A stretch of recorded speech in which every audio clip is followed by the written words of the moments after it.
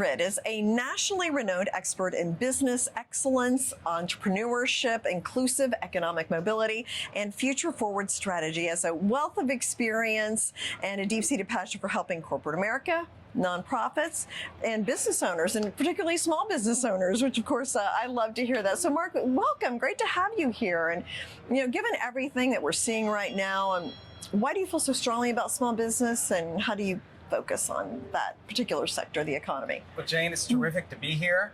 After supporting millions of small business owners, I'm energized to be here, like where I started my career, from the farm to Wall Street 30 years ago, almost to the day. And so small businesses, the bottom line, it's an American economic imperative. They employ almost half of America's private workforce, responsible for 43.5% of America's GDP. They're 99.9% of American businesses, and they employ almost half of America's workforce. They number over 34 million. So it's time to give them the white glove, red carpet treatment is what I say. In my firm, Breakthrough Mavens, LLC, we're fueling excellence and longevity with white collar experience and blue collar DNA. And all that means is that we're bringing a global network to support them in ways that are understandable, turnkey, solution oriented. And it's not like turning the Titanic. This is a mobile ready, agile, and quick solutions that are understandable and connecting on the ground with them. Yeah. What issues do you see small businesses dealing with right now? Well, there's a complex picture right now in the landscape. The U.S. Chamber of Commerce has a small business index that says that for 58% of our small businesses, inflation is the top concern. However, there are surveys out there that say 2/3 of our small business owners are optimistic about growth this year. Right, you have to be optimistic to start a business. I think That's right. It's in the DNA, so yeah. That's why I say I have blue collar DNA. I was born in a small business, a welding business in the Texas Panhandle on the farm. So my dad had a lot of grit, and so I think of my dad, and I think of these 34 million plus small business owners. They are determined, tenacious. Yeah. And AI, is there any worry, concern? Maybe that's helping them. Maybe AI is helping.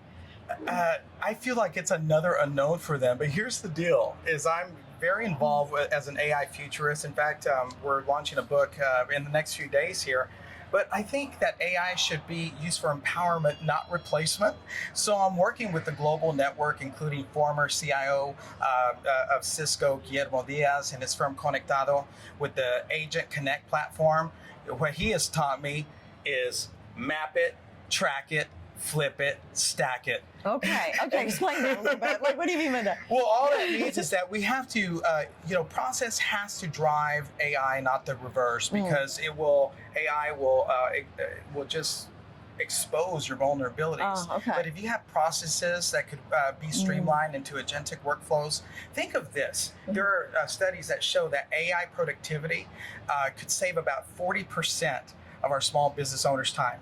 So if you take 1% of that 34 million plus, that's about 350,000 businesses, and save 10 hours a week, that's 3.4 million hours per week that our small businesses could pivot to doing something to keep them focused on what they love, to be more streamlined, to think about customers, to think about digital transformation, to think about revenue diversification. No, I think that's an excellent point. I mean, instead of being threatened by it, kind of whip it into shape and make it work for you. So it could definitely help. So you mentioned your book. Tell me about your book. So Kevin Johns, author, and I'm collaborating with him. Kevin is an internationally award-winning economic developer. And so our book coming out in just a few days is called Interview with AI, Guidebook 3, How to Create Entrepreneurial Excellence, Kid Economics, and $50 trillion of ROI. And the basic premise is we're just U.S. citizens. We've accomplished everything that we've needed to in our professional career. And now we want to explore and reimagine entrepreneurship from those dusted curriculums that are not meeting our small business owners where they are. Things need to be digestible. We don't need to talk over their heads. We need to level up and respect the businesses across America. They want something that's digestible, understandable, and that they can implement today. So that's what the book really aims to do, is to give them, what's the name of it again? Yes, I love this name because it tells you everything, right? So it's Interview with AI. Okay.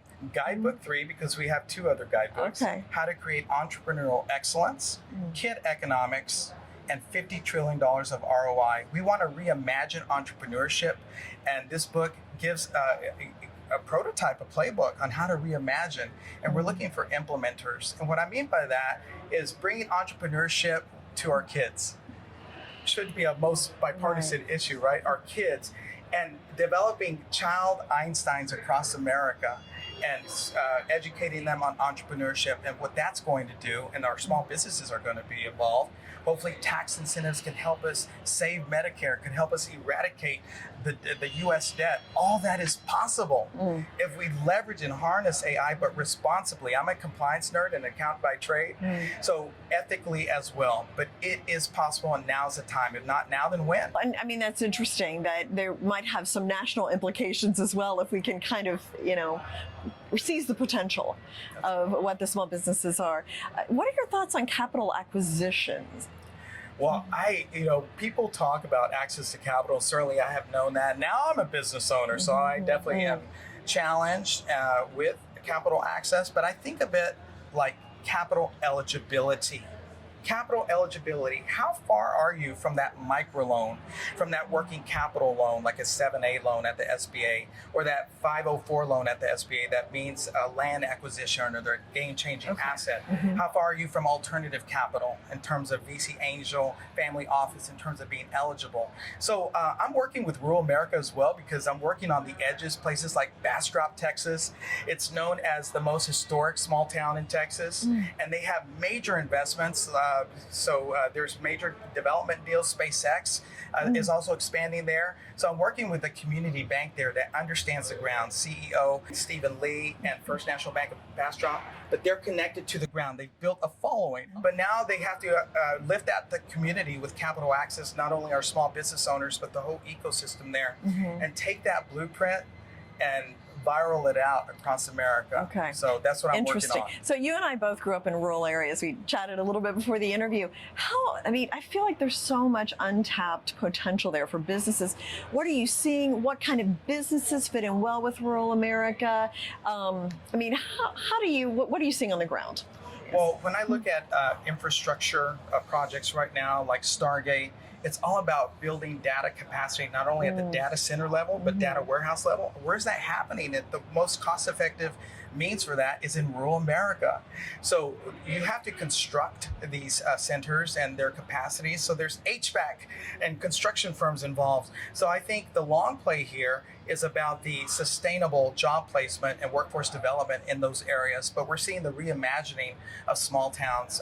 I'm working with CEO and President Ying McGuire at NMSDC about enterprise ready and scaled up, distinguished collective across America of MBEs that are ready to scale, not only in our cities, but in small town America where the rubber meets the road. Yeah, no, it'd be really nice to see everybody participate in like an economic upswing. So, and maybe energy and data centers is a way to do that. Ooh, I'm just looking forward to small businesses being at the heart and the center of this American economic imperative. They don't shut down.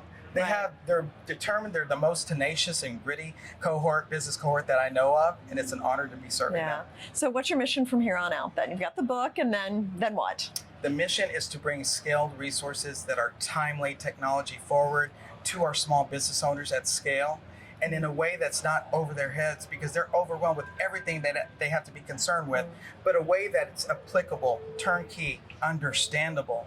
And if we focus on this one element alone, as U.S. small businesses go, that's how our economy goes. So it's all good. Okay, Mark, thank you so much. I look forward to reading your book. Thank you very much. Thank you.